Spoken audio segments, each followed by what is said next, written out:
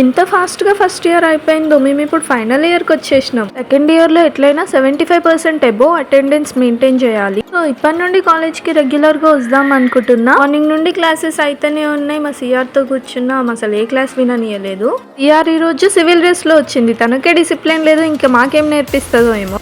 పొద్దున్నుండి 3 class rooms తిరిగినాం. ఒక్కొక్క class ఒక్కొక్క రూమ్లో చెప్తున్నారు.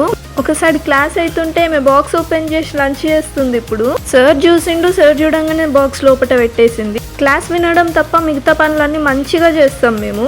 క్లాస్ అవుతుంటే వీడియోస్ తీయడం, ఫోన్లో గేమ్స్ ఆడడం, వీడియో కాల్స్ చేయడం అన్నీ చేస్తాం క్లాస్ వినడం తప్ప. సెమిస్టర్ స్టార్టింగ్ కాబట్టి ఫ్యాకల్టీ ఏమంటలేరు, లేదంటే చాలా స్ట్రిక్ట్ ఉంటారు. ఇంకా లాస్ట్ పీరియడ్ అందరం అలసిపోయినాం. మ్యామ్ కూడా లాస్ట్ 10 minutes వదిలేసింది. కాలేజ్ అయిపోయింది. బస్ స్టాప్ కాడ పానీపూరి తిన్నాం.